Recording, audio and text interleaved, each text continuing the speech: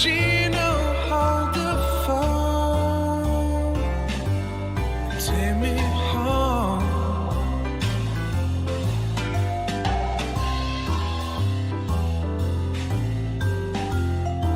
Skля-do-do-do, ba-ba-da-ba.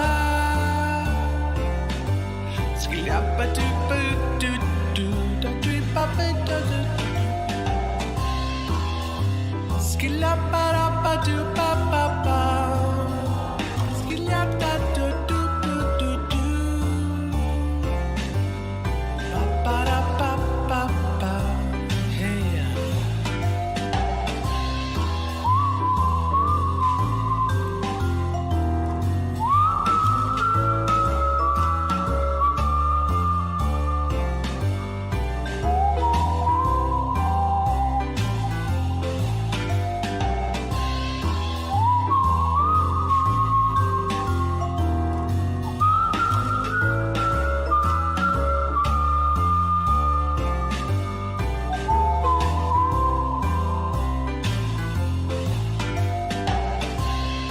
Morning coffee, vanilla latte served to go. I drink it slow.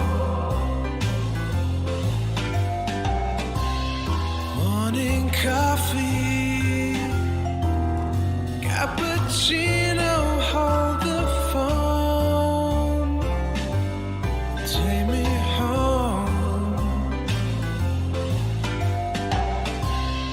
Morning coffee, vanilla latte served to go. I drink it slow. Morning coffee, cappuccino, hold the phone, take me home.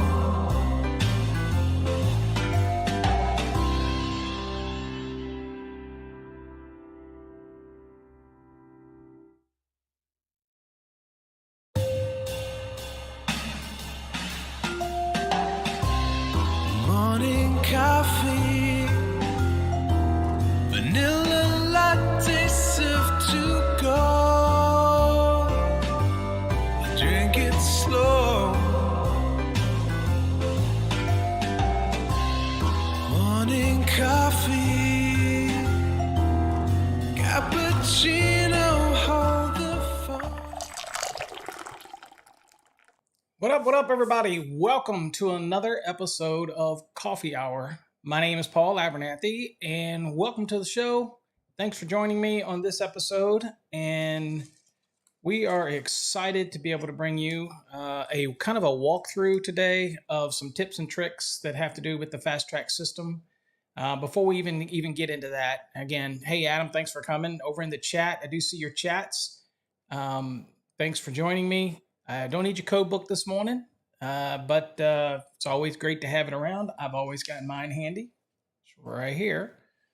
So, but everybody, welcome from Texas, 9 a.m. It's a little early for folks out there on the West Coast. But again, if you're sleeping in late, you're already behind. So everybody on the East Coast, you're already up and active into your day.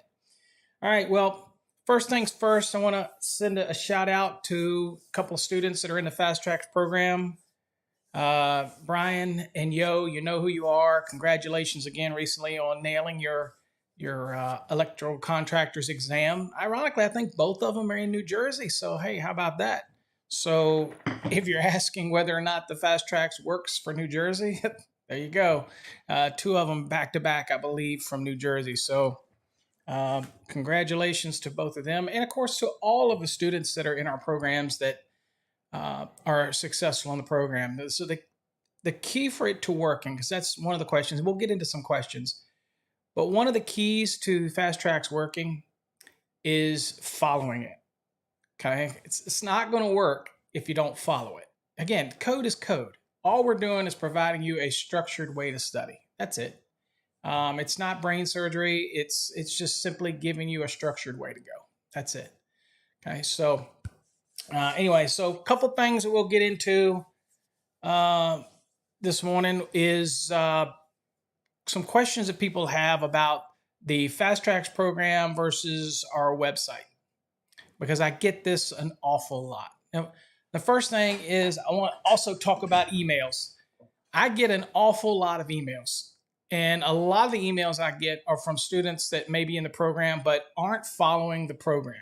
In other words, they're just jumping around, skipping around, doing practice questions. They're not following the program as it's intended. I get it.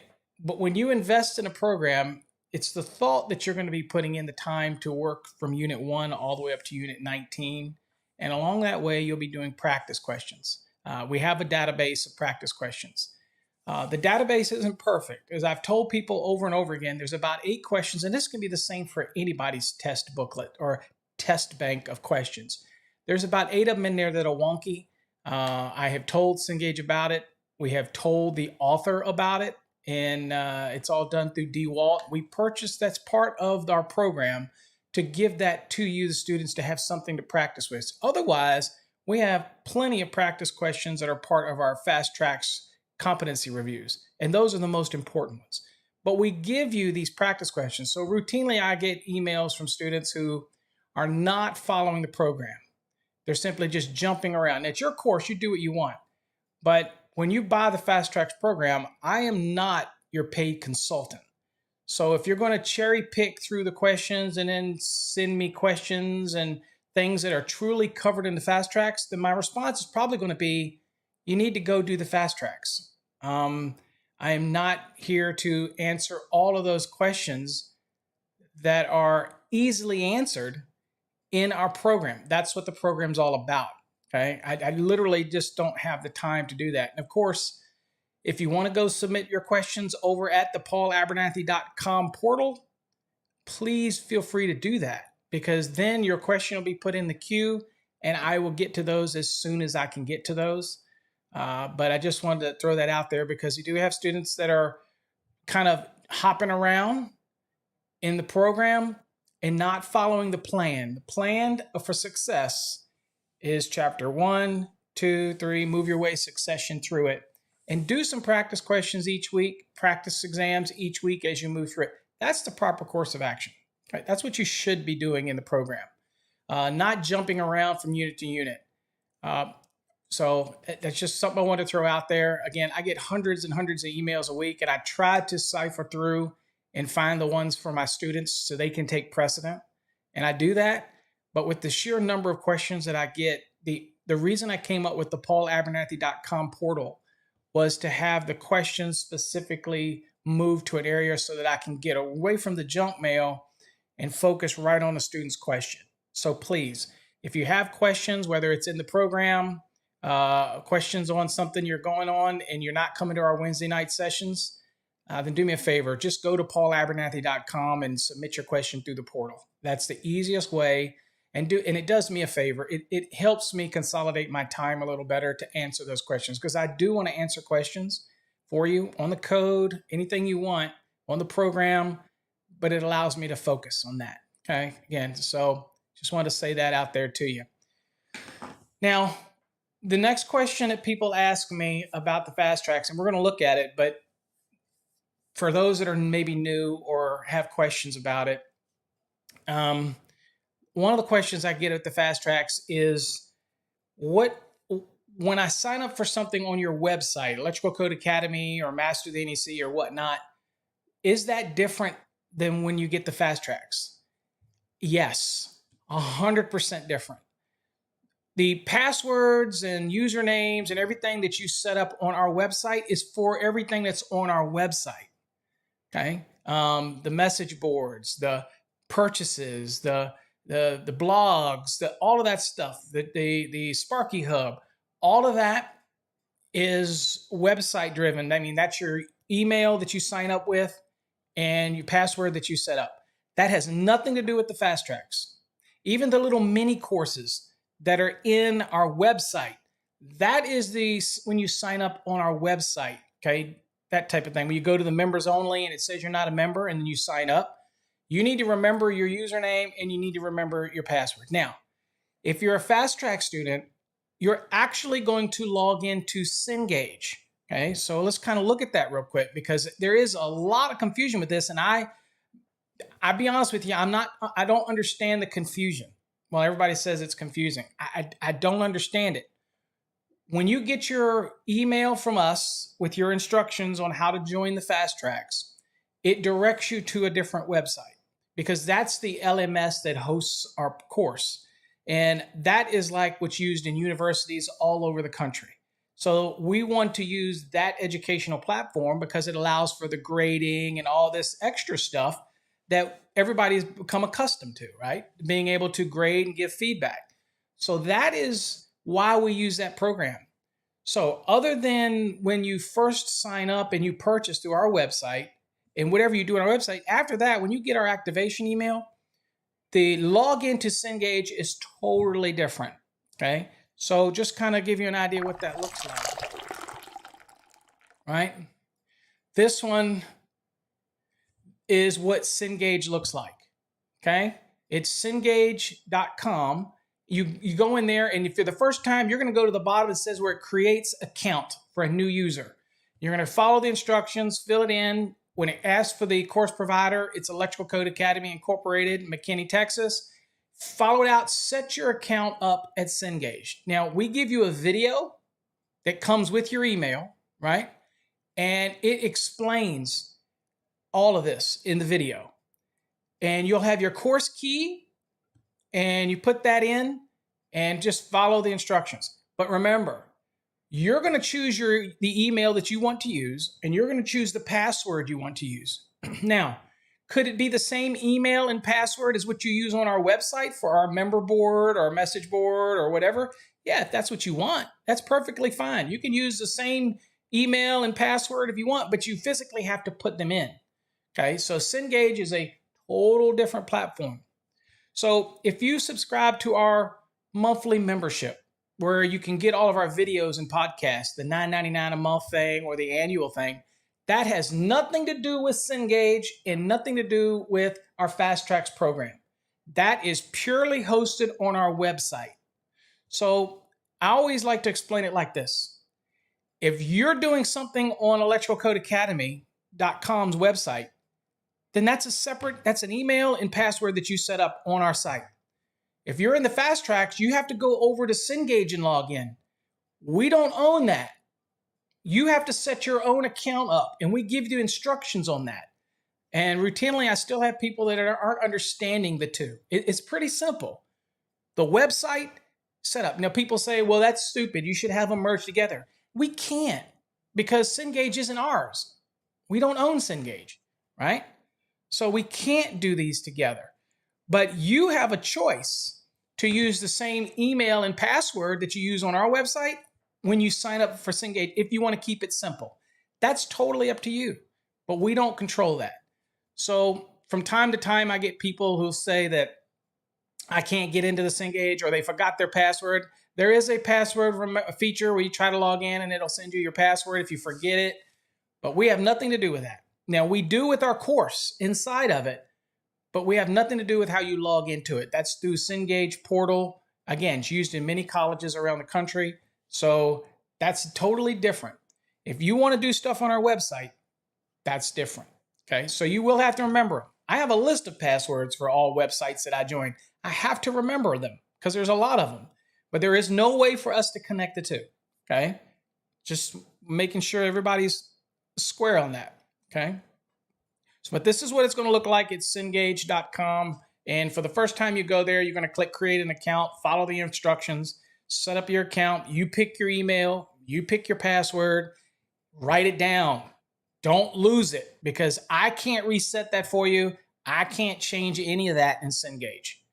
Now, in our course, I do the grading. I can kick you out of the program. Brittany can kick you out of the program. People can extensions. We can get you back in the program, that type of thing. But we have nothing to do with the backbone with Cengage. Okay. If you're having an issue logging on or trouble with Cengage server, you need to reach out to Cengage because I can't control that. Okay. So it's nothing I can do about it. If you have a problem with our website logging in, reach out to us and use the chat feature. Or if you have our app, download our app it's easy to reach out to us and we can help you out the best we can for that. So remember, two separate things. Fast Trax is not hosted on our website, somewhere else. Okay. All right.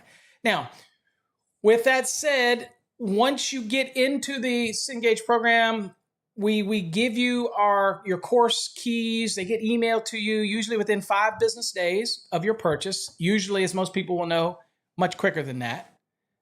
Once you get it, you're going to get your activation key, and you're going to get, when you get that activation key, that's when you get into the program, and then you'll have other things on there. Okay, so Singular or whatever, I can't help you with that. As long as you have the requirements to sit for your license, then you can do that. My courses do not provide you any CEUs. They do not provide you any credits towards licensing. They don't provide you any certificates for licensing. Has nothing to do with that. All our Fast Trax Black program does is prepare you to sit for an exam that you're already qualified to sit for. You have to check the testing place wherever you're testing at and to see whether or not you qualify or not. We can't help you with any of that. Okay, we don't know anything about that type of thing. Okay, so it's not something that we can do for you. Okay, but if you are qualified and you have met the licensing requirements for a state, right? All available on the website. Go to fasttracksystem.com and you'll see the course outline. It's all there. But it's an online course, but that actually has nothing to do with you getting credit to sit for a license. Just, I need you to know that. Okay? It is simply to prepare you to take the exam. That's what the Fast Trax Black course is about. In fact, none of our courses offer you any pre-licensing credits at all. That's not what we teach. That's not what we're about. We're information-only programs. Okay? We teach you the information to be better, more proficient at your profession, teach you to pass exams, give you deep dives in the residential, commercial, industrial, so that it makes that learning curve much less. But we do not do pre-licensing. We will not take somebody and teach them to be an electrician. That's the hands-on. That's the stuff you have to do in the field. We don't cover that type of stuff. Okay. All right, so let's kind of look at what the program real quick. Okay, so when you log into Cengage, you'll get your account. Now, when you first get into the program, you're going to be able to follow the instructions to input your key into the program. Once you put it in, you'll have a console that looks like this, and this might be hard to see, but I can't blow it up any bigger and you be able to see everything.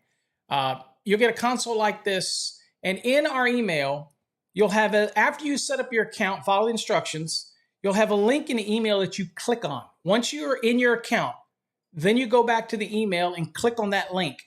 And what it'll do is it'll install a course like you see here. Now I have 3 courses installed here. This is the 2020 and the 2017. And of course, this is the Fast Trax Red Residential. Okay. And you'll notice that what it'll say on it, it says access. Okay. And you'll look on it, and let me go on to it so real quick so I can see it because it is a little small. You'll see access expired or it says requires access. Right? Now, in the email that we send you, when you click on the link after you set your account up, after you watch the video and you do everything, it'll put it in here, and you'll have to put in, so here, if you were to do this and you clicked on it, it will require you to buy the program, right? Or enter the access code. We provide you that access code. Okay, so that's kind of an example for that one. So, but once you get it in and you click on it right here, then it will say enter an access code, and you can bypass all that by simply clicking on the link that is in our email that we send you. Okay, so just follow the instructions on the email that we send to you. Now, once you're in the program here, you can click view, and it'll take you into the overall view of the program. Okay, so you kind of get to see, you've got your left, still got your navigation on the left, and then you've got all the course material. Is to how to use the Fast Trax error and the error log. That's what you always are going to go to first if it's the first time you've ever been into this program, Because if we find anything in the program that we want to edit after the fact, after it's launched, this is where we'll put any updates. This is where we'll put the little video that explains how to work through the program. Okay? All of that is up there in that how to use the fast tracks and error log folder. Okay? So this is exactly what the student sees right here. I'm looking at one of our sample student portals, and you'll see that you have all this information here to access. You have the blueprints, you have the professional licensing practice questions and important videos where we dump a bunch of videos in there that are just additional information and whatnot like that in here. Okay. Now, a couple things before we look at the program. Morning, Mike. Welcome. Before we look at a couple of things in here, I always tell students, where do they go when we grade something after we've graded it? And they want to know, where do I go to look for that? See that little green circle in the bottom right that's kind of between the spoon and the coffee cup, simply hovering in there. And again, I understand if it's small to see, I can't do anything about that because of what we've got on the screen. But I click that, and over here you would see, now this is just our demo program, but here you would see what we grade, and you would simply click on it and review it, okay? And you get to see my feedback, okay? So if I clicked on that, for example, you'll get to see it. And this, we don't have a score here, but if you did, you could see the grade that we gave you, and you'd be able to see the comments, that type of thing, that we leave for you. Now the comments are going to be there in the comment section. It'll be a Q, it'll be the question, and we'll give you the answer. It won't give you the whole question, because what that's doing is we're expecting you to use that and go back and look and see why you got the question wrong, all right? But you simply, through here, you can go, and now people ask, how do I know my performance, what I've done, how long I've been in the course, all those type of things. All that information is right here, okay? It'll tell you the logins, it'll tell you how much time you spent in the program. All that information is available for you right here, okay? All right, so let me go on and get back to here. So, all right, so the other things that you have here, let's talk about a couple tips real quick for those that are new. So the first thing I tell students to do is, see this right here? You can close this sidebar, all right? Now, if you need help from Cengage, you're having trouble getting into something, here's the help feature, that type of thing. You can get help there. But I always say just close the bar. Gives you a little more real estate to work with, depending on what device you're using. And again, first thing you always go into is watch the instructions. Always watch the instructions first. And then you can go in and you can see that there is an error log for Unit 13. And so I'll be aware of that. You can watch it. There's a little link to it, whatever. Make sure you watch these.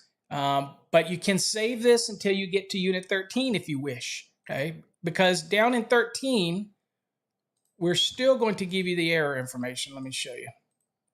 Here's 13, and here we've got error, and here you see the 2 error right here as well. We put it in here as well, right before you get to the reading material, okay? So it's all in there to try to keep you on track for your learning lessons and things like that. So it's all in there for you to be able to do that, okay? So just be aware of that. That first thing you do. Now, after you've been a student a while, you don't need to go there anymore unless you're going to check any error logs that we upload for anything. And we will probably mention that over in the Sparky Hub. So go check your error log or whatnot, and then you'll be able to get in there, okay? All right, so that's kind of what your console. So this is what your console looks like when you're working through the program, okay? A couple questions people ask real quick as I get them as questions come in, and feel free to ask any questions you want on screen. I'll do my best to answer them. Do you have to do this on a laptop or computer or a desktop? Absolutely not. It is browser-based. It's logging into Cengage's website and logging through that portal. It'll work on any device, tablet, what have you. The problem is the real estate. It's not very big, and so if you get to a competency review where you have to type in some stuff, it's going to be difficult for you, right? And so that's the only limitation you have with that. Otherwise, everything else works. Now, the only other advice I'll give you is if you're using a phone, go into your settings on your browser, and usually it's the little dots at the top or something, and put it in desktop mode. Then you can pinch to zoom around and turn it horizontal and do whatever. It makes it a little bit better, that type of thing. So just a little tip there. In the course itself, y'all probably seen this before, but I'll go on and just show you some examples. Here's what it's in Unit 3, for example. You have your reading material. That is the first thing that you should do. Then once you're done with that, you have what's called a review and you have what's called an assessment. Now, there are some videos in here, just basic videos you can watch. We throw them in there for the benefit. They're not really part of the Fast Trax program because it's not in the reading material, but it's there for you, a little extra. Here's some flashcards that are in here that are pre-done, so you could test your skills with the flashcards. Like if I were to click these flashcards, kind of give you an idea what you got. So the length of free conductor required at each outlet box, 6 inches, but you could click on this and you see 6 inches and you click it, it'll come back and you can go to the next card. Box fill calculation, 1 device in a single gang box is what? 1 device is 2 conductor count, okay? 2 of the largest conductors connected to the device, okay? So it's a double volume. So all this is doing is just reiterating what you should know, okay? Distance of box can be set back in a combustible wall, okay? So combustible wall, okay? If it was a non-combustible wall, it could sit back to what? 1/4 inch. Devil's in the details, how you read the question. So we have all of this type of thing. Distance to opposite wall of a box when doing a U-pull, still 6 times. 6 times the trade size of the largest raceway. So I'm a believer in flashcards, but one of the first tips I'm going to give you is how to create your own flashcards, because you really should be creating them in just, I know it takes time, but it is one important tip that you should be doing, especially if you want to get really proficient, at least at the different articles. So one of the things that I always recommend is go to Unit 1 right here and create the flashcards in Unit 1. One, because you remember Unit 1 and it's just easier to go back to Unit 1 and do it. So one of the easiest things to do is to create Nrtl, Nationally Recognized Testing Laboratory. But see, I can come down here and create my own. So I'm going to go create a card. And right here, I might want to put in, let's say, Article 210, right? And then the answer down here is branch circuits. All right, that's the name of the article, right? So save it. So if I get to I can go through these cards and it'll come up on the one that I created. Oh, I got to go back now. Previous card. So Article 210, branch circuits. Branch circuits. So one of the first tips that I recommend that people really, if you really are somebody that's saying, Paul, I am struggling. I struggle on the exam and I need a little extra help, okay?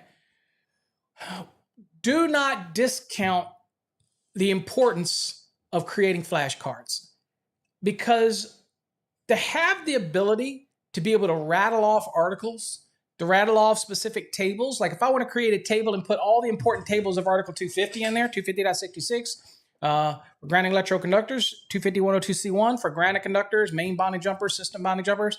If I want to do 250.122 for equipment grounding conductors, I want to be able to, and you notice how it said images. So if you do a screen capture of the code book, where if, say 310.16 for ampacities, and if you want to do a ampacity table and use an image, then go to the free version online for NFPA, do a screen capture of it and use it. Again, for you to be able to create something, or you could just put table 310.16 ampacities or whatever you want to do.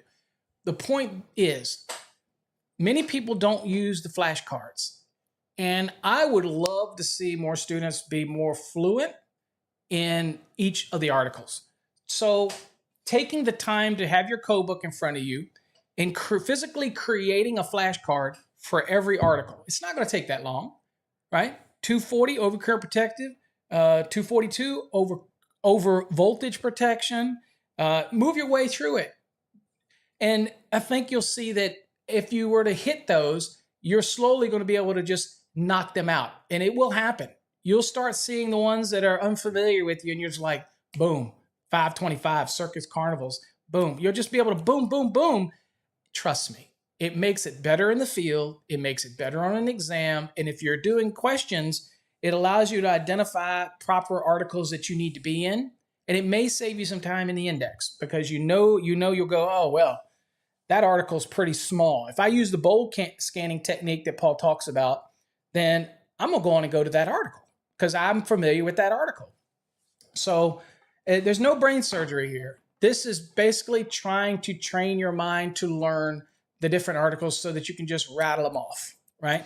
And it's just going to help you overall. Plus, it's a feature that's built into the program. So use it. But we also have a bunch of flashcards in there for you to just test yourself as well. And I always say, before a study session, before you start a unit, go on and do the flashcards and see how well you do. And then do the unit, and then come back and see how well you do to the flashcards. Okay? But don't be afraid to make your own flashcards. Most certainly one of the more powerful tools in the bunch. Okay, and you can shuffle the deck. Okay, grounding electro conductor sizing. What do you think? What do you think? Grounding electro conductor size 250.66. There it is. You can create it. That's one that I created. Okay. Again, highlighting text denotes changes from the previous edition of the code. So that's what you have, that grayed out area. So it just allows you to be able to work your way through it. Now, every unit has flashcards. Now, if you want to get to the flashcards shortcut, right? You don't want to do it in a unit. You get there, you're getting ready for a training session. You can go right down here on the right where it says flashcards, right here. Click on it. And you can go directly to whatever unit you're working on and do some flashcards, okay? You want to do anything, you want to go to unit 8 for load count, okay? Calculate a load for each laundry circuit in a dwelling unit, okay? 1500 VA, 9 coincident loads. 2 or more loads unlikely to be used at the same time, non-coincident loads, okay? AC versus heat, for example. We talk about those type of things, okay? Percentage of service rating allowed for sizing dwelling unit service conductors is at the 83% rule, okay? Where is it in the code? 310.12. So, and you should be answering stuff like that, talking out loud, getting more comfortable with answering the questions, okay? NEC table for sizing grounding electrode conductors, okay? What do you think? 250.66, it's a table.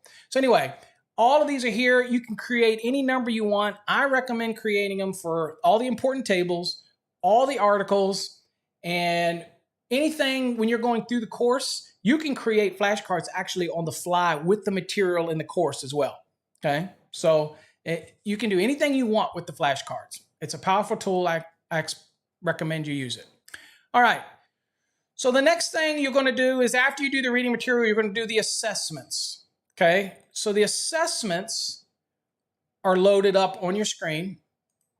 You start the assessment, and it's just a few. There's only about 5.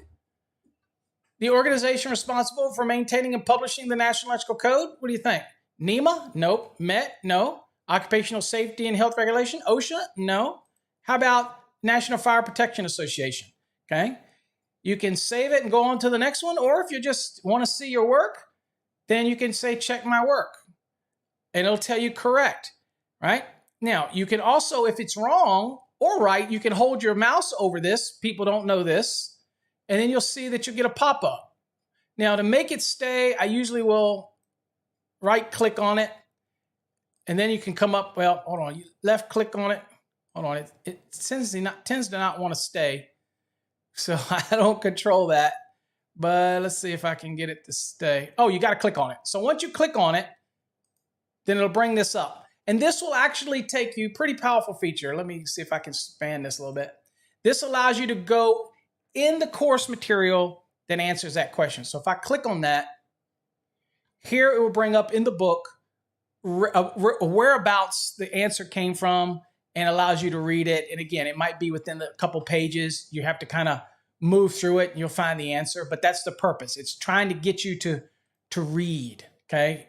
In the beginning, it's kind of telling you this is a area where you need to be, the history of the NEC, all that kind of stuff, okay? So you go to the next one, same concept. You can actually close this down.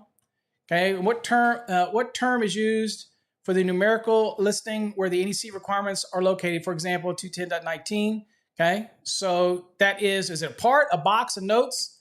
It's sections. Check your work. Okay, correct, sections. Now, if you get one wrong, you can go verify where it is in your work. But here, click on the check, or if you have an X there, click on the X, and you're able to go, and it'll take you to the area where that states that and allows you to go hunting for it. And that's the whole purpose. We're really trying to get you to pull up the course material again and read it. Okay? And if you have to read a page or two to find it, that is okay. We're all good with that because we're really saying, look, we want you to read it again. Something didn't gel, or you didn't jive with you, or something like that. Okay. All right. So you move through the program just like that. So these are assessments. When they're available, please do the assessments. Okay. And in some cases, you'll even have some drill work to do. Okay. So if you've got some drill work, do the drill work. The point is, I want you to do everything that is in the folder before you move on to the next folder. Okay. So if I'm in Unit 1, for example, I want you to do everything that's in it. Read the material. Okay. Do the assessments, do the drills, do the review. The review is what gets submitted to us. Okay. Now I'll go on and click a review to kind of let people that might not be familiar with it. So here's an example where we did it and we saved it. Okay. That's a powerful feature because it allows you to save where you left off if you don't have enough time to finish. Okay. But what we're looking for is in this first unit, for example, we want the answer to the question and we want the NEC reference. Now, in this first unit, if it comes out of the textbook material, then you can put that. If it comes out of the code, put that. But once you move beyond Unit 1, this brings me to the next thing I want to tell students. I hate blank answers. Even if you can't find it, give it a shot. Okay? Let us know that you're trying, at least, rather than just give up. Better yet, don't submit the competency review yet until you can find the answer. You can save your progress and come back later. Look, this isn't a race. The extra effort that you put into looking for something is worth the effort. Take the time. Again, not a marathon here. Okay? If you purchased our course with only 30 days before your test, then you didn't read the information when you made the purchase. Not recommended. I do not recommend our product if you're testing in 30 days. Now, will it help you? Absolutely, it'll help you, right? Because it's talking code. So it's going to help you. But at the end of the day, if you purchased our course just to jump around here and there, hip hop back and forth, do a little here, do a little here, don't come crying to me when you struggle because I'm not going to listen to it. I'm really not. I don't seem to be harsh, and I'm not like other educators out there. I put so much time into this. I'm not here to babysit you. Okay. If you follow the plan, you can be successful. Okay. So don't blame anybody but yourself if you don't follow the plan. We have a lot of successful students because they follow the plan. Okay. It's not brain surgery. Again, I've said that 3 times.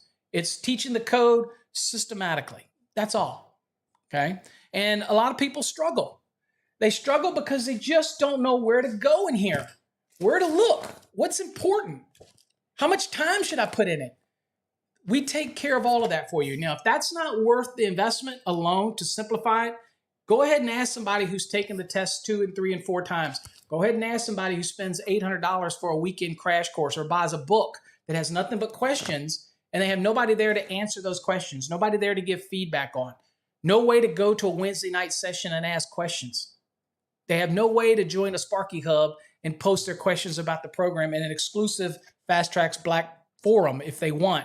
We give you all those resources, so I don't want to hear from anybody say that I don't have enough options to be able to learn. Okay? You do. We give them to you. No other course out there gives you anything like this. I promise you. Because if you find one that gives you all of what we give you, I'll pay for your course. But you're going to show me that it gives you everything that we give you, including the classes on Wednesday nights, the email support, the responses, the mobile app, the ability to contact us in the app, the Sparky Hub. You have enough resources to get your questions answered, okay? They're all over the place.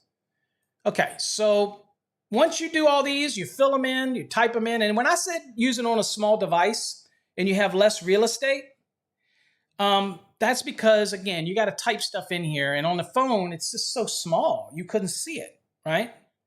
So you got to be able to type stuff in. So that's why we recommend, a tablet, a desktop, laptop. But the other thing is, I'm very hypersensitive about being focused when you study. So people ask me this next question, Paul, I want to study while I'm at work. I don't always think that's probably the best course of action. Now, people do it, but the problem with that is usually you only have a small amount of time to study. You have other outside distractions coming in on you, and I am not getting all of the time, and I'm selfish. I want your undivided attention to the program. I want you really to be focused on it. Look, I want you to be successful. I want you to be like those other students we have out there who simply nailed their exam on the first shot. Okay? It's nothing wrong if you have to take it twice or 3 times. It's no big deal. Nobody cares. Only you care. The fact that you get that license, that's all that matters. Once you get that license, nobody cares what score you got. Serious, they don't. But you know, and you always want to do the best you can, okay? So, again, Brian just took his, got a 95. One thing Brian won't tell you is I think Brian said he's a physical education teacher, not a full-time electrician. Imagine that. He's an educator in a school system, but he's working through, and he was qualified, and he's able to take his license. And, based on some of the work that he's done, and he got a 95 on it. And he didn't have the extra knowledge that many people have working with their hands in the field. He had that knowledge. He's put in the hours necessary to sit for the exam, but he didn't have that extra level of knowledge that some people get by just, doing it every day, 7 days a week, 6 days a week, 5 days a week, because I know you people put in that extra time. He got it because of the program and really did. Anybody that knows Brian, same with Schwartzy, same with Yo, same with all of them, all that are in the program. You get it because you put in the time. And if you have the questions, you ask. You don't be shy. You ask. Okay? But what I don't like is when people ask questions that are clearly covered in the Fast Tracks program at nausea. And that tells me, I go back and look. Every time somebody sends me a question in the program that I feel is covered adequately in our course, I actually log into them and look at where they're at in their course. I look at their log. And 9 times out of 10, when I get some of those really basic questions, I look at it and notice that the person is not even doing the course material. They're not even doing the unit. They just said, I don't have enough time, and I skip to the questions. Not the way to do it. And usually, if I'm harsh in my responses, I'm sorry. Sorry if I butt hurt people sometimes. I'm not here to be anybody's friend, although I do make friends. I'm here to help you succeed. And that's my main focus, okay? So I'll tell you, why should I tell you how to size an equipment grounding conductor if it's clearly covered in the course? I'm just saying, you have to do for yourself, okay? What's that old saying? You give a man a fish, they eat for a day. You teach them how to fish, they eat for a lifetime. Except when I'm fishing, because I can't catch squat. But anyway, you get the point, right? All right, enough of that. All right, so in our program, let's look at some of the reading material. So here's some of the reading material. Let's go on back to the beginning here. So here's the reading material. Our course is heavily involved in the reading. We are doing more and more videos. In fact, today we're shooting more videos. Our videos are not part of the Fast Tracks program. Our videos are part of the membership over on our website, which I talked about at the beginning. So if you came in late, you might want to watch the rebroadcast of this and watch the beginning. Our videos are designed to be supplemental. They're designed for people to buy our videos or subscribe for the videos. The Fast Tracks program is not a visual program, whether people like that or not. I'm a big believer that you have to read it to comprehend it, to understand it. And if you don't understand it, this is what I tell students all the time. Take your mouse. If there's something you don't understand, left click on it, drag over it. It makes this pop-up come up, right? You can highlight it right here, click highlight. And when you come to class, log into your program. And then when you're in the class, you can go over here to Study Hub. you click on Study Hub, and you can go down to Notes and Highlights. See this one right here? This is beginning. This is exactly what I highlighted over here. You can actually take this information and you can take it here and you can cut it and paste it in the chat during Wednesday night. You can email it to me. I prefer you to go over again to paulabernathy.com and post it in there. However you want to do it.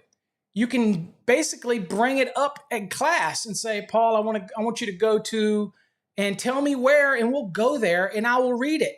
But this is just a neat way for it to remind you that you have a question to ask me about something. So that is one of the tips in the program. It's the highlight feature. It throws it over here in your notes and highlight. Now, one of the other things that you could do here is you could say you could add a note. And you could say, ask Paul about this. All right, dude, I can't type today. All right, so you do save, right? And what it does is it turns it orange. Now, if you go over here to your study hub, notes, okay, you'll see here, and you'll see it brings up a little note. And so while the thought is in your mind, while you still have the question, why it's fresh in your mind, which you can forget about it if it comes 3 or 4 days later, you can forget the question you had. This is a beautiful feature that allows you to make a note to yourself about really the parts you don't understand, and you can do the highlighting, and you can even go one step further. You can bookmark it so that when you go to your study hub, which is right here, you click on it, you go to your bookmarks, it'll take you right to that area. And then you see your notes, and you can click on that, and it'll bring up your note, okay?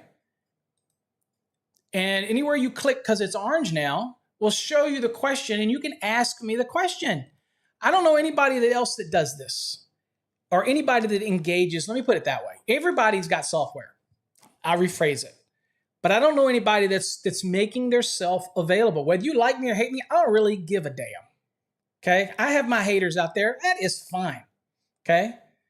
I even got this dude on TikTok that says said something and I said something, and you know, I'm a target for people to make up crap and lie all the time, and that's fine. I really don't care. What I do care about is being there for my students. I don't necessarily care to answer questions for the general public anymore. Electricians that send me questions, I do, but I'm more focused on my students. I really am. I'm not here to be a free consultant for everybody, right? I created paulabernathy.com that allows me to answer questions that way. And for legal reasons, it's just the easiest way to go, okay?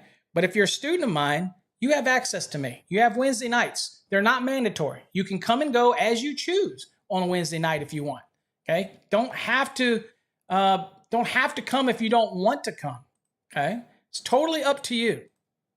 All right, so anyway, so that's the first thing you'll notice is the study hub. It interacts with all of this here, okay? So it allows you to move through all of this information, highlight information, make notes, come to class, whatever with those notes. You can also obviously cut and paste those on a Word document and bring them to class if you want. When I expect you studying, I want you immersed in it, okay? Now, the other thing is, depending on the device you're working on, you do have this feature up here, which allows you to change the size of the text. If it's a little harder to see, you can change the text size and all those type of things. So you have the ability to make it larger and smaller.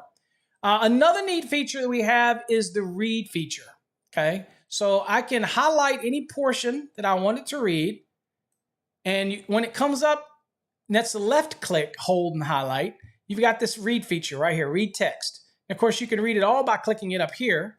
But here, if there's a certain part I want to read, I just click this. Now, I don't know if it'll come through, but we'll see if it'll come through.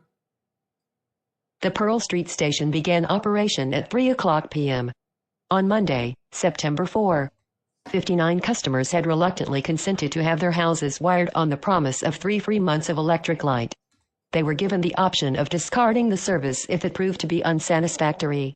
But this Now, you have the ability to change the voice, male, female, Australian, whatever. You can change the speed, the cadence, the dial. You can control how it sounds more normal to you. This can be a really important feature if you've been working, you're tired, and you can't focus. Then this is something, because what I want you to do is read it, follow the bouncing ball, if you will.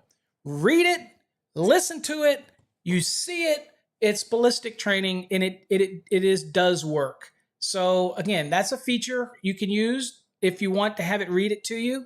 If you don't want to highlight it, just want it to read it all, then you can. All you have to do, let me close this real quick. All you have to do is just click this at the beginning up here, and it'll just start from the beginning. The beginning.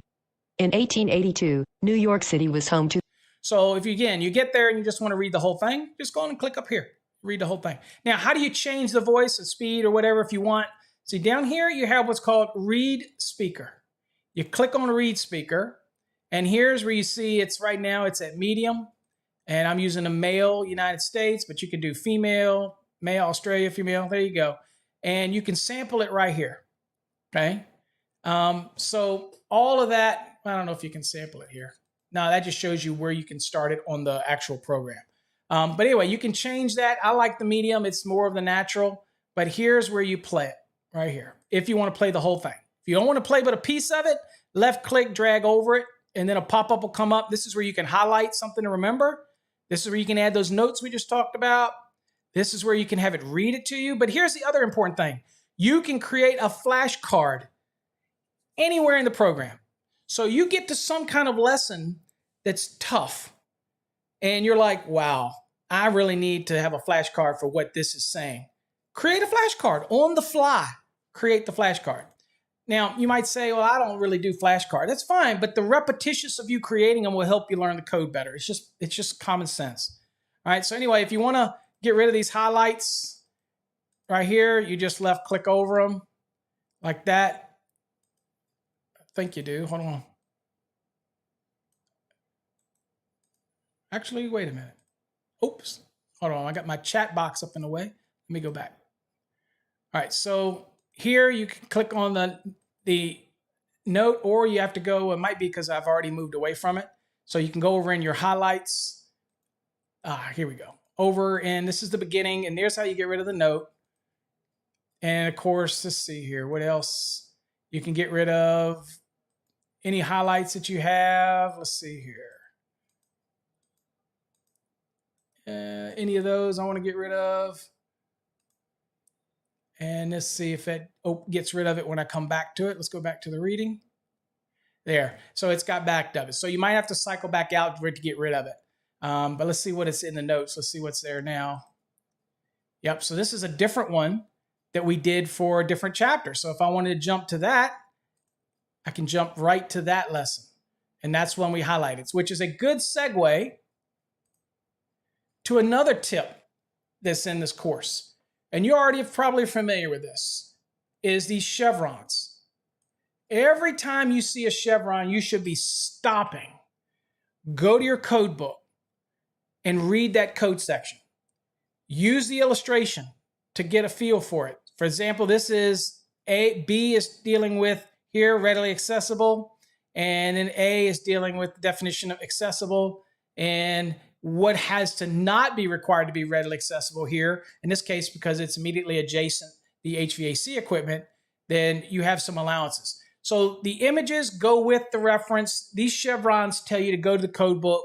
And when people ask me what should be highlighted in a code book, well, since it's making a reference to 240.24a4, that's a good one to highlight, but only highlight the important part of the actual reference that you go to. That's another important tip that I can give students. Do not highlight everything. There is a common practice that people do highlighting. A common practice is they highlight everything. In fact, they would go to 240, 24, A4, highlight it all. No, only highlight the portions in it that have to do with what's being discussed in the course material. Okay, like the portion that says it does not have to be readily accessible. That would be a highlightable portion. Okay, you just don't go highlighting the whole freaking thing, because you'll make it to the point where when you open a code book to it, it just gets lost in everything. And you don't want to get lost. Okay. Do we have any questions? Let's see here. Adam Schwartzy says, flashcards do help. Absolutely. Adam says, this is one of the best courses I've taken. Thank you, Adam. It breaks down everything. Okay. Thank you very much. Apprentices. Yep. It definitely works you through and takes you piece by piece through the program. All right. So let's go back and look here. Okay. So the other thing that people ask about printing off stuff, what can you print off? Right here's the printer. You can print every page in the course if you want. If that's what you want to do and you want to print everything off and put the courses together and print, feel free to do so. You can do that. Everything can be printed off if you want. All right. The next thing that I would focus on for students is actually you do the review, you do everything, is once you're done, you simply systematically go on to the next unit. Do everything, assessments, do the drill work, move through, go to unit 3, do the reading material, do the review, do the assessments. Any videos that are in here, feel free to watch them. They're, again, ancillary, extra for you. They're not generally for the course. They're just extra videos that we provide. And that was another question somebody had. So another question somebody said, look, when I buy the 2020 course, I expected everything to be about the 2020. It is about the 2020. If we give you access to certain videos like our derating demystified or whatnot, it might cover 2017 and 2020. There's no way that I'm going to sit here and do all the videos for 2017, every single video for 2020, and now every single video for 2023. I try to consolidate my teaching. So in our videos, moving forward, whether people like it or not, we're going to try to give the reference to at least 2 or 3 cycles in the video. If you find that confusing, then that is a problem. Not a problem with us, it's a problem with you. Because you're unable to be able to comprehend and dissect which one is the important one to you. Obviously, if we're talking about the 2020 and I give you a code reference and you're working on the 2017, you will see the 2017 code reference. And that's what you should be pausing the video, go to. I cannot help it if you don't have the ability to dissect it out. But moving forward, the videos that we produce are not part of the Fast Trax program specifically. All of our videos over on our exclusive monthly membership are not directed specifically in our Fast Trax Black program. They're just videos that we produce that can help hammer home concepts, right? So in order to be consolidating our efforts, I want to make sure that my videos that get cycled out there, that you're watching it, that if it's focusing on the 2020, it'll have that reference. If it's focusing on 2017 or that reference at least there, then it's there. If there's a change, I'm going to try to give it to you. I'm sorry. So anybody out there looking to buy our Fast Trax course, if you think this is a video course and that everything that you get in it is about videos, please do not buy our program. Don't. Just don't even invest in it because that's not what it is. The videos are in addition. We're making them available to the students because typically, remember what I told you at the beginning? Fast Trax is hosted not on our website. So the videos are not part of the Fast Trax. They're added in there just like the blueprints are added in at the bottom. You know, blueprints are not part of this program, right? Down here, the residential samples and all this, these blueprint PDFs, they are not part of the program. I added those in there to give you a little bit more, and I'm always going to do that. So again, don't buy our program if you think that it's a video only base. And if you feel the only way you learn is through videos, it's not the course for you. Don't waste your money. Really don't. Okay. And if you purchase it and you didn't read the information on the page and you want your money back, it's not going to happen. You're an adult. You're responsible for reading the information. Okay. It's all right there, black and white on our website. Okay. All right. So once you move through everything, you've got some videos we might throw in here for you, depending on, a whole bunch of different stuff here. Not all of them are ours, by the way. We do put in some of the Fast Trax sessions, the more important ones, but all of our Wednesday night sessions typically are viewable over on the Sparky Hub. So you can always go there. And if you are a Fast Track student and you get your email from us with your activation code, make sure you read the entire email. Because at the bottom, it tells you how to join the Sparky Hub. Now, the thing about the Sparky Hub is it's where we interact as students at the Fast Track Black Forum. And so it allows you to be able to put in questions and pictures and have other like-minded individuals that are going through the Fast Track program. Or the beautiful thing about that is even after you finish the program, you get your license, you still have access to that forum. You can still come and say, hey guys, I had this installation today and I'm a little concerned. I don't understand something. You get to ask. Other people that are actively working in the code are going to be the most relevant to help you because they actively are flipping through their code book daily.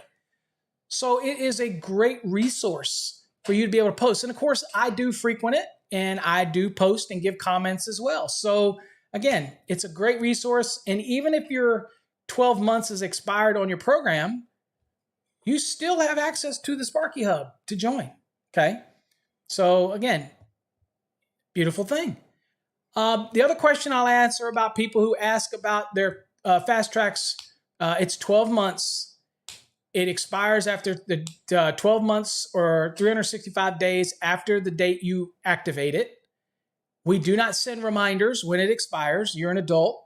You can monitor that. You go into your account. You know when you activated it. Make note of it. In fact, you could put on your calendar, go on your phone and put course expires on this date and had it send you a reminder. We have phones that do that now. We do not. Now, why do we not have that? One is because, again, our program is hosted on a different site, so we don't control that. And secondly, we never know when somebody's going to register their account. When you buy our Fast Track, there's people that have waited a month after to register their program. We don't have any control over that. So your 1 year doesn't start until you actively log in and start in your course. Then your 1 year starts. Now, we do have extensions.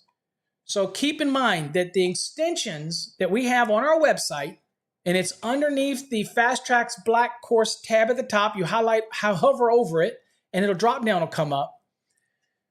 That extension is only for students that are active. Now, for the last year and a half, I've allowed students who were let their course expire reactivate it. And I will do that on a case-by-case basis. I have the ability to do that, and I will do that. And again, I'm very liberal with that. However, the real policy is you have until your course expires to renew it, and up to the last day. Once you're purged from the course, or Brittany had purged you from the system, and she purges twice a month, so you might have a time where yours is expired, but you're still able to get in. But don't worry, she's going to purge eventually. Then you won't be able to get into your program. And moving forward, we're not going to allow people to extend it. And if you wanted to get back into the program, you're going to have to buy another program.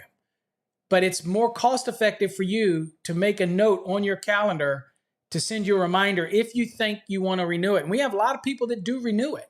Have some people that used it to get their journeyman and they want to continue to do it to get their master's. You just need to make sure you renew. You take somebody like Schwartzy. Schwartzy renews because he's testing in multiple states. So he's constantly, perpetually studying, okay, and using the program. That's however you do, it's up to you. But we're going to be enforcing that policy, okay? Now, again, case-by-case basis for me, I can make that decision. Brittany can't. Zach can't, Darlene can't, Jeff can't. Only I'll make that decision. But at the end of the day, I've been pretty liberal with that, pretty accommodating for that policy. But just keep that in mind when it comes to that. What else? Anybody got any questions on the Fast Track? Feel free to post it. The next thing, let me talk about studying real quick and how you should be doing these practice exams. So in the bottom here, you have your Fast Tracks Professional Licensing Exam preparation. You should be watching this root video first and foremost. You most certainly should always have watched that how to dissect a question, right? Now, the other thing to remember is that these practice questions, there's two sets here. There's practice and there's final. Now, I'm going to say this. I've said this probably ad nausea, and I'm going to say it again. We do not write these questions. This is a module that is purchased from DeWalt, okay, that you typically pay for. But since we have the package, we're including it for our students to use, to prepare. Now, there's enough questions in all of these units, okay? In these sections, you got questions. These are competency reviews. Those are the most important. Those are the ones that we feel are the key factors to learning the code. However, why should a student have to pay extra to find good questions? Now, with that said, there are about 8 questions that are in the practice exams, the practice ones, that are wonky. I don't like them. I really don't. But I can't do anything about it. I don't write them. And I can promise you that on an exam, you're going to get a stupid, wonky question. It's okay. In fact, I like to treat the few questions that are wonky here, and there's only about 8 out of 800 questions, mind you. 8 out of 800. There's many people that have code books, or many people that have exam prep books that have questions in it, and they have to put out an addendum because of all the errors. There's only 8 questions in there that are a little wonky. And some of them are right, but I don't like them because the question, the way it's worded, are wonky. But that's one hell of a percentage, folks. And all these questions are there to do is to prime you, get you looking through the code, get you dissecting them anyway. In fact, if you reach out to me and say, if you go, hey, this question's messed up, Paul, is it right or wrong? I encourage those for you to send me those. I'll respond back, and just remember now, you're not surprising me. You're not surprising me like, ooh, Paul, you missed one. Ooh, I got you. I know they're in there. I know they're there. I can't do anything about it. There are none in these. The competency reviews are 100% accurate. Even if you want to challenge me on one, I can promise you, they're 100% accurate. These down here, I cannot control. Just keep that in mind, okay? I can't control it. So when you get a question, here's how you're supposed to do a question, just so you know. So the practice exams are designed, there's 25 of them. They're designed for you to dissect a question. Don't worry about 2 minutes. Don't worry about 3 minutes. Don't worry about 5 minutes. That is not the point of a practice question in our program. You can save that timing for these, okay? Save your timing for these final exams, okay? When it comes to the practice ones here, please, it is not about time. It's about dissecting. Now, the next thing I'll tell folks that get into these, just because this says maintenance, this says residential, this says journeyman, and these say master, ignore that. If you're studying for a master's exam, do the maintenance. Why? Buddy, it's all code. All we're trying to do is get you to move in and out of a code book. That's it. I don't really care where they come from. Which then brings us into the next question. Somebody that's interested in our Fast Trax course will say, I need a course for my journeyman exam. Or do you have a course for your master's exam? The reality is, the answer to that is yes and yes. The Fast Trax Black is an all-encompassing course. We do not believe that you should learn something to do with a residential or journeyman only when you never know how it's going to appear on an exam. I've helped write exams before. I have sat in a room with a bunch of experts, and a question for a journeyman gets posted on the screen for us to look at and see if it's relevant. Because that's what we do. We look at a question to see if it's still relevant. Every 3 years, experts come together with PSI or whatnot. We sit in a room for 3 days. We look at all these questions. We look at questions that are low performing and those that are high performing. And we have to look at it and say, can we make this question easier because more people fail it? And can we make this question harder because everybody seems to be passing it? And here's a bunch of questions. Are they still relevant?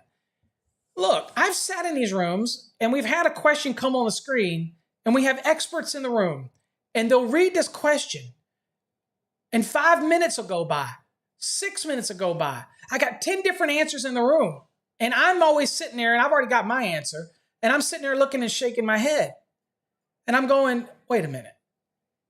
If we're full of experts in the room and it's taken us 5 to 10 minutes to answer this question, do you really think somebody that's under a stressful exam situation is going to be able to look this thing up? If you people here are considered experts and you can't answer it, or I get 10 different answers in the room, that's the problem with exam development, okay? And you're going to have to endure that. So, but what I can tell you is these are some, I will admit, these are some of the best questions out there. And I know this because many people have watched some of my live streams where I'm using another bank of test questions. They're good questions. They're different. But to me, they're not nearly as good and in-depth as these questions are. So kudos to DeWalt. Even if there is a few little wonky ones in there and they won't listen to somebody's advice about changing them, I get it. But it's far better to have them than to not have them, right? So they're there, okay? So for those that are new or not familiar with it, I'm going to show you how you do this. So I'm just going to click on the first one, the maintenance one. Again, doesn't matter. Click your assessment and get started. And basically, here's what you're looking at, okay? And you're going to go through the assessment. And what I want you to do, and this is my tip for this, let me make sure everybody can see the question because, again, I don't know if screen adjusted. Okay, so it's harder to see, but here you see there's 25 of them, okay? And what I want you to do with it, again, with these practice ones, is to slowly dissect it. Use your index, even though you might know the answer right away. Look, folks, you can call me what you want. You can have, and I got my haters, trust me. Trust me. Usually my wife just says they're jealous, but of what? I'm a fat little bald-headed guy in Texas teaching people code. You know what? I don't know. But at the end of the day, taking your time will help you dissect a question out. And it also, along that journey, it allows you to see everything that you can have in here, okay? So if it's a code question, now I'm going to show you what happens when you do this, okay? So if I was dissecting this question out, it says a 240 volt single phase 10 kW rated commercial dishwasher has an approximate current draw of blank amperes, okay? So 10,000 is 10,000 kW is 10,000 watts, 10,000 VA. Y'all know I love VA. You divide that by 240, all right? It is 41.6. So we'll say 42, okay? But watch what happens. So I can click this, right? And it'll come back and it shows me all of the formula. So this is what's unique about this because I have shown other ones on our streams before, the ones that I'm playing with. And my students know because I'm using those during some of our Wednesday nights because they don't give the answers and they don't show the math. That forces us to all have to do the math. So that is good for a classroom environment. But when you're studying on your own, you want to see the formula, right? And that's what I like about this program, okay? And so if you get a course book or something off Amazon or whatnot, if you don't understand how this works, guess what you get to do? Schwartzy will tell you. You get to ask me, and I'll break it down for you. Okay, but let's go and show you what happens when you get one wrong. Let's just go to the next one and just answer it wrong. All right, so I'm just going to randomly pick. Let's just pick this one. Crap, I got lucky. Let's go to the next one. Boy, I may be intuitively just that smart, or I doubt it. Let's go to this one. Ready? I'll click this one. Good Lord. Okay, I'm just going to click. I've clicked this one. All right, this is getting funny now. All right, I'm going to click this one. Oh, shoo. Again, maybe I just intuitively know. I didn't even read the questions, so boy. Guessing you got a shot at it. Okay, so here is which one of the following listed circuit breaker is not a standard rating listing in the NEC? a 225, a 110, a 90, and a 75.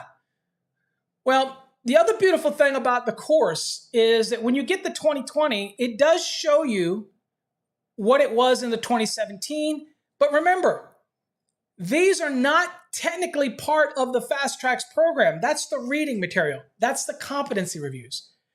So the beautiful thing about this in the questions and answer portion is that it allows you to see what it was in the previous cycle and if something changed for the 2020.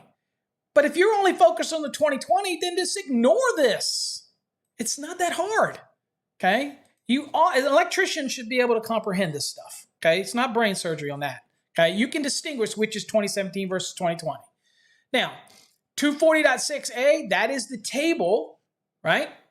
And the table shows you what are the standard size overcurrent protected devices. And if you go look at it, I've got my code book, and I said we weren't going to use code tonight, but we are. Go look at table 240.6a, and you'll see that the 225 is listed here, the 110 is listed here, the 90 is listed here, but you notice there's no 75. Now, breaking this down, you already might know that is in 240. But when I read this question, when I say dissect the question and take as much time as you need on a question, it's because now I want to learn what's in the code. So I want to learn. So what is a circuit breaker? It's an overcurrent protected device. Now, if you've been familiar with doing your flashcards, then you know that that's Article 240. So you could go to the index and go under overcurrent protected devices and see what you see in there. Maybe it'll say something about rating. I don't know. But that's what we mean. I want you to do that. I want you to dissect it out and go look at the index. Now, you might say, Paul, I've never seen any other educator teach it this way. They're all about time. You need to find you a different educator, okay? Because they're just taking your money. Really. They're pulling up a bunch of questions, letting you try to time them, but they're not showing you how to dissect the question. That's a poor excuse for an educator. If they get their butt hurt because I said that, that's fine. I really didn't get in this industry to make friends. I really don't care. Even when I go to NFPA meetings, I'm not there to make friends. I'm there to get our work done. My company pays me to be there, get my stuff done, and get the hell out. Okay? I know you might say, boy, that doesn't seem like a happy life. It's a beautiful life. I live vicariously through all of my students' success. I have a wonderful family. I enjoy doing what I do. I don't give a damn what other people say. I really don't. All right, so you go down and you go to, maybe I go to overcurrent protection. And of course, I can't see because of these funky glasses y'all hear me talking about, because they seem to think that I need trifocals for some reason. I don't even remember asking for that. Anyway, you got overcurrent protection and you see circuit breakers. Okay, when we see that reference in there, and see if you keep on going down, let's see what we see here in the lists. I'm just looking down the list of overcurrent devices and learning what's here, learning what's not here. And let's see here. Bunch of different information down here. But again, what is something I usually tell somebody first also for something like 240? If you know the article, don't be afraid to go to 240 and do bold scanning. Okay? So I'm looking here and I'm in 240 and I'm just looking down overcurrent protection and seeing what I see that might be beneficial to me. All different kinds of information here that I would find beneficial. But for me personally, at this point, once I look here, I'm probably going to head right to the bold scanning of 240, which illustrates a point. If you are going into an exam thinking that the index is like a Tom Henry index, which is going to give you every cross reference, it is not, right? So you have to be prepared to stop at some point and say, well, I'm just going to go look and go back and look at the bold points and go to the beginning of 240 and look for bold points. Okay. So, but I'm not done. So the other thing I'm looking for here is circuit breaker. Is there anything under circuit breaker? I'm just giving this example of how to do this, how you dissect it. So I'm going to look at circuit breaker. And you might have already answered this question, but the reason we look everything up is because I want to dissect the question, and that's what you should be doing for your practice sessions. All right, circuit breakers. All right, I'm going to look down circuit breakers and see if I see something that's beneficial to me. All right, as I look down circuit breakers, ratings. Okay, fixed trip circuit breakers. Okay, 240.6a. Okay, now I've got 240.83 and 240.86. You remember what I always say do, right? Write 240 down, and underneath it, write the different code sections, and then you always hit the lowest one, and if it doesn't answer your question, you go to the next one. So I'm going to probably write down 240, and underneath it, I'm going to 0.6a, 0.83c, and 0.86. And so I've already made the determination I'm going to go to 240. So I'm going to go to that first one, 240.6a, and that's where you're going to see the table. So you've got to do your best, but that's dissecting. I used circuit breaker. I went and looked at overcurrent protective device. And there might be other ways to do that, but you're not going to know unless you dissect the question, okay? So that's an example of when we say dissecting a question. These practice ones take your time. It is no marathon. Now, what happens when you're down to about 2 weeks? 2 weeks from your final exam. Then what are you going to do? Okay, so then you're going to go back here and go to your finals, right? And so here we've got the journeyman. We'll just do the journeyman final. Here's what I recommend for those that ask this all the time. All right, let me turn that off. Okay, now, when you're doing this, this is when you want to take your phone and you want to put it on. I'll show you an example of what I mean. I'll take my phone and I'm going to go to clock, and I'm going to go over to timer, and I'm going to set my timer for 2 minutes. And then I'm going to click, when I'm ready, I'm going to click start, and it's going to start clicking down. That's what I'm going to do. And when it gets to the end, especially with my timer, when it gets to the end, it actually will keep counting, but it'll send off the alarm, right? If you're still looking for it, let it keep going. That kind of puts that sense of urgency in your mind. I got to find it. I got to find it. But again, it lets you see where your progression is. I do not recommend those people out there that say do a timed quiz just like it would be on an exam. I don't believe in it. I believe that you should be taking a question one at a time and doing a 2-minute timer. After that question's done, then take the time to dissect that question and see where maybe the index might have helped you. Because you're liable to get a question very similar on an exam. And you want to have been able to know how to pick out the roots of the questions, okay? So that's how I recommend people doing when they get down to the last 2 weeks before an exam, okay? The next thing that I talk about as a tip is I do not recommend that students skip their units and go down and start doing practice questions. What I do recommend you do is each week, go ahead and go down and do one practice at a time, one practice session at a time. So first week, you're starting in Unit 1, go do practice question number 1. Doesn't matter whether it's maintenance, journeyman, master, doesn't matter. Because undoubtedly, you're going to see questions that you don't even know the answer to yet. Because obviously, you're still in just Unit 1. That's okay, because you can do these over and over and over again. And what it'll do is you'll get to see your progress. So your scores will be low. But as you get through the program, you go back over, you'll see that your scores will increase. Why? Because anytime you get less than 85%, even on a practice exam, I want you to do it over again. Okay? Now, it doesn't necessarily mean you have to do it and get a 60 and then turn around and do it again and keep doing it until you get 85. It means do it, and if you get a 60, then keep working in your unit, and then as you get further on, do another practice exam, do another practice exam. Now, if all of them are below 85, then guess what? You're going to go back and do them again. But you don't have to do it in systematic order. You know, I'm going to keep doing practice question 1 until I get 85. Boom, boom, boom, boom, boom. No, you can jump around. Just monitor your scores. And on any of them, even when you're done the Fast Track program, any of the practice exams or the finals that you have gotten less than 85, do me a favor. Go back and do them again until you get above 85. 85 is that magic number, okay? So any of our competency reviews, if you get below 60, I'm not going to give you the answers. You're going to redo that unit. If you get if you get above 60 or 60 above, I'm going to give you the answers. With the thought, you're going to take those answers, you're going to go back, and you're going to actually look and find the answers to those. You know, take those answers and go back and actually try to find why you got the question wrong. That's what we're hoping that you do. That's the whole concept of why we're doing it. Okay. All right. So that's kind of the process that I recommend. That's some of my tips to be successful when it comes to using practice questions.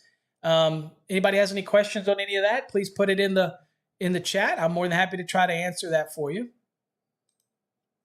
The next thing is we don't really use any of these other features on here, like the Google Drive or whatnot. But if you click your Google Drive, you will see all of different plans that I've uploaded for you, okay? The corrections and all of the stuff that we've uploaded is right here for quick access to the PDFs, in case you didn't know that. So that's what we've uploaded them for you in there. So you can get to, if you want to look at some drawings, you want some blueprints or, you know, things like that, they're all right here. Even the errors, corrections are all right here. You can get to them. So everything is there. That's what that Drive folder is for. Now, this is another interesting one.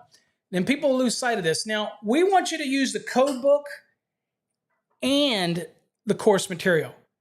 But when we ask you for code references, we're really looking for the code reference, except in Unit 1 for the 2020 edition where it's just learning the NEC history. Then just put from the course material or from the very front of the NEC. That's where you get history in the front of the NEC, wink, wink, if you're trying to answer those questions. But I wanted to also explain something to somebody when it comes to the definitions, because this is a question I also get. So here's the definitions. We go through each one of these definitions, but we don't cover all of them, right? Now, when you get to the review, I have a certain number here. You see I did an example and I was able to save it so you can come back later. That's a save feature. You can also print this out or whatnot. I'll tell you one thing. I don't like when people print it out and then write them up and then upload them. I really don't like it. It makes it more difficult to grade, and I got so many students to grade. If you're going to print it out, write your answers, and then come back to the online one and type in your answers, okay? And then come down here and click submit. Do me that favor, okay? It just, again, I have a lot of students to grade, and it really consolidates my time. I'll still grade it either way, but it does help me out if you put them online and you submit it. Remember, if you get halfway through and you want to save it, save it. So if I go here and I just do test, okay, and I save it, it says my job is saved. And so if I go away and I do something else, and hopefully this works when I come back later, you see it saved it. So that's another important feature that people forget about. Rather than leaving something blank, this should be a challenge for you. Don't submit something that's blank. Just save your work. Save it. Go back and read the material. Really try to find the answer. Really, I want you to struggle. And then come back to your saved work and then answer the question. There should be no reason to submit any review without all the answers there. Even if it's wrong, I'd rather you be wrong than just give up. Okay, that type of thing. Now, I get it. If you can't find it, type in something as, Paul, I just can't find. I understand. This is tough. I think people have already emailed me and said, Moy, I hope the exam questions are a lot easier than the ones that are in our program. They typically are. These are tough questions, okay? Especially when you get down to the ones where we're going to expect you to do a calculation, okay? It's tough stuff. But you know what? That's what electricians are all about. We do the tough stuff. So, all right, so that's what you've got here. Those are some of the features in that. So I just wanted to show you that you do have a save feature, that you can save it, okay? So go through everything in your unit before you move forward. Watch the videos, do the flashcards, Do any drills or assessments. Do it all. Don't be so eager to move on. This is not a race. Okay? All right. And again, we do have blueprints down here if you want. All right, so the other thing is I wanted to show you is, let me show you something. If you're in the reading, oh no, let me go back. If you're in the review, okay, if you're in the review at any time and you're using your code book, which we highly recommend, and I will tell you, in definitions, there are a few questions. Okay, are you ready? I'm going to let everybody know this that are watching, that haven't heard this before. In Unit 2, there are some questions in there that aren't covered in the reading material. This is intentional. Why? Because we want to see if you leave those blank. We want to see if you skip them. We want to see if you get them wrong, yet you get all the ones that were in the course material right, because that's what we set our algorithms on, Unit 2. So this is how I can tell if you're actually using the code book. There should be no excuse to get above 90 in Unit 2, because every one of the questions are based on a definition that's in Article 100. But it's also covered in the reading material, but not all of the questions. Why? Because we're hoping that when you see the question, you're like, I'm going to go to Article 100. And that's where you go. And that's what we're trying to do. We want to take you, we're going to start that journey of taking you out of the code book now. Out of the course material and into the code book. And then back to the course material. But if you're ever in this and you remember something in the course material, now this works anywhere in our program. And anytime you're doing a competency test, you can go right here. See this? This is the book. You can click it and the book will open up simultaneously. And right here, you can click on every unit. So here's definitions. Click on it. And you can see they're all right here. So I can jump to any one that I want. Damp location. Gives you the course material, reads it, helps answer that question if it has something to do with it. But you're still going to have to look at the question, right? You're still going to have to look at it and determine where I need to be here. But again, there is no way that we'd be able to cover every single definition. If you looked at Article 100, there's no way, right? But we cover the majority of the key ones that you might see on an exam. But we're also going to test you to see if you know how to use Article 100. And that's why we do it, okay? A lot of thought went into that. So, and it also sets the algorithm. So what is our algorithm? It is where it starts to take your scores and look, and it puts it with the time. And it color plots it. And if you get used to it, and I've been doing this for years, when I look at it, I can tell where weaknesses are, okay? I can tell what row of students are skipping certain things or when they're not answering certain questions or those type of things. So it's important for us. And so that's why I track these things, all right?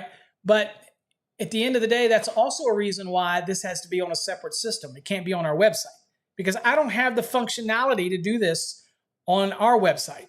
So that's why you have your separate login for Cengage and you have your separate login for us if you want things on our website. If you want to make them both the same email and password, that's up to you. You're the one that sets that up, okay? All right, anyway. So there you go. That kind of gives you an idea of what we do in Unit 2. But always remember, you can open up the book at any time. Another interesting feature here is the glossary. People underestimate the glossary, but this is a good time to go through, and you can create flashcards on these as well. Okay, you would just cut and paste them over in your flashcards. Okay, so let me kind of show you what I mean by that real quick. Let me close this down. So if I go to flashcards right here, then I go and open the glossary. All right, then I can go down and I could probably create, let's see if I can move some stuff here real quick. Might not, let's see, I'm afraid I'm gonna mess up something here that I don't want to mess up. Let's see here. Let's go to, let's see here. Let me see. Well, maybe you can't from the glossary. You'd have to cut and paste. So if I was going to create something from this glossary, and I thought they interconnected, what I would do is I would open up a Word document and I would click and highlight this, right click and copy it, paste it to the Word document, and then I would highlight this, right click, copy, and paste to the Word document. And then when I'm ready, I open up my cards, right? And then I would paste them in each one. And that's how I would do it, okay? Now, if I want to do the whole thing, I could highlight all of that like that. And let's see here, if I do copy, and let's see if I create one. Let's go to, let me see, I'm trying all different things here I've never done. So let's go to one, and let's create a flashcard. And I'm going to go right here in definitions. I'm going to copy and I'm going to paste. Okay. So I pasted that in there. Then I'm going to go over here and I'm going to right click and copy. And I'm going to paste that up there. And then I can remove that. Okay. So now I've created one for bathroom and I'm going to save it. All right. So I created a flashcard on the fly. And let's see here. Let's see if we can find the one, our flashcard. Bathroom. An area including a sink, a toilet, and a shower, tub, or similar fixture. Remembering that it always has to have a sink or basin first, then it's got to have one or more of the other. I get that question on our exam stuff a lot. And people put toilet and shower. That would be wrong. If you read the code, a definition of bathroom, it's going to say that it has to have a sink or basin and then one or the other, okay? So anyway, but there I was able to make a card. I can customize this card whatever I want, okay? I can edit the card right here and do whatever I want, okay? I can even delete the card. I don't like the card anymore. I just get rid of the card. All right, so that, and you notice I like to put them all under Unit 1. We talked about that before, okay? All right, other than that, again, going in here, this is your progress. This is where you can look and see all of your scores, your grading, how much you've been in, your participation in it, those type of thing. Your score breakdown will all be right here. I haven't submitted any for ECA because this is my test site, but yours would be all here based on everything that you've done. If you're in progress, it'll show you your progress. If you've sent it and I've graded it, you can look at the comments here and use that to study why you got questions wrong. That type of thing. All right. Other than that, I really don't know of any other tips and tricks in here that you can do. Again, remember the chevrons. If you get chevrons like this, stop and go look it up in your code book. Make sure you really follow the A's to call out the pictures and illustrations. Move through it systematically. If you got a question for me, left click and drag over it, highlight it, or add a note, that type of thing. Bring it to class on Wednesday nights. So the last thing I'll talk about is, I'll go on, come back to me, is the Wednesday night sessions. Wednesday night sessions are available only to Fast Track students, and they're only available to people that are monthly subscribers. Yeah, if you're a monthly subscriber and you're not a Fast Tracks and you want to come and ask questions or learn, you can do that. All you have to do is subscribe to our monthly subscription, and you'll get access to the members only area. In the members only area, there is a link to our class on Wednesday night, okay? And you can join. It's 7:30 Central Standard Time. Sometimes it can get canceled because it's not part of the Fast Tracks. It's something I like to do, but life gets in the way and sometimes we have to cancel. But pretty historically, it's been every Wednesday. And you're free to come and ask any question you want. If you have problems with the Fast Tracks program, that's where you can come. If you got something you just don't understand, I don't know anywhere else you get that. I'm here for you. I'm here to answer questions. Do I think I'm the best in the world? Absolutely not. Am I full of myself? Absolutely not. I'm a fat little bald guy in Texas who likes to teach people the code. There's probably many other educators that are much better than me. That's fine. But what I can promise you is that I see success.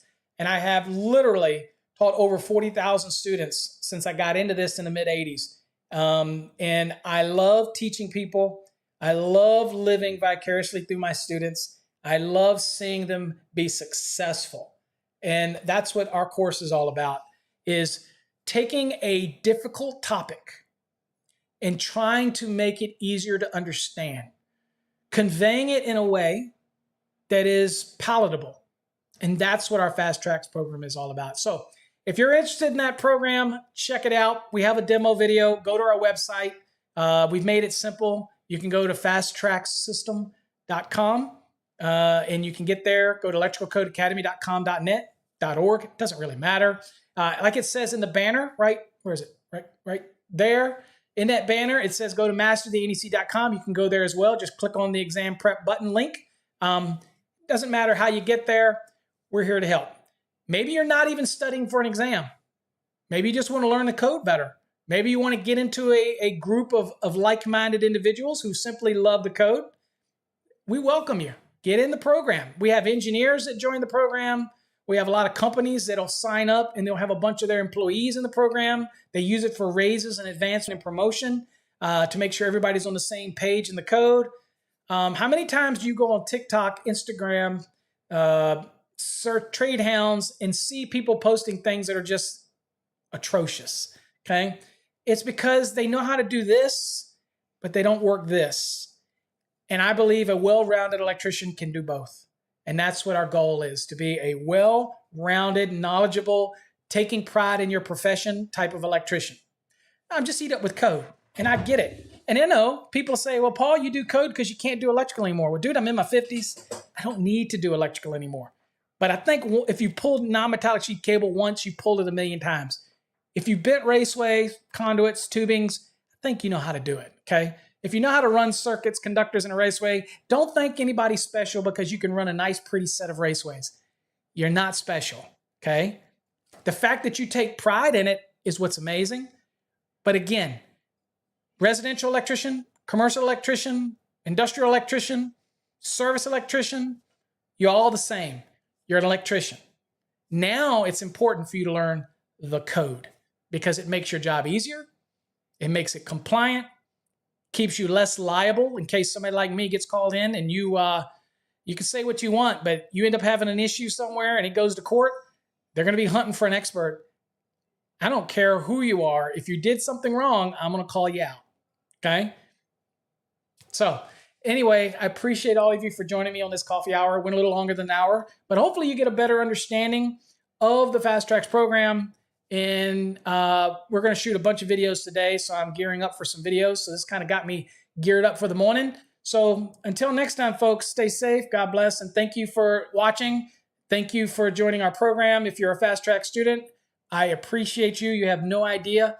And please keep sending me, when you pass your exam and you used our products or our videos or our training, please send me the emails. Please post it on social media. Okay?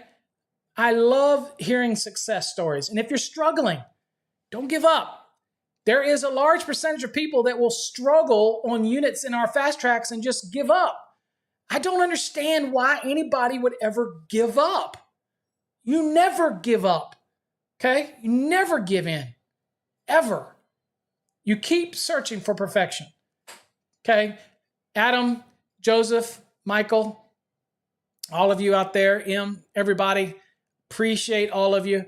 Till next time, stay safe. God bless.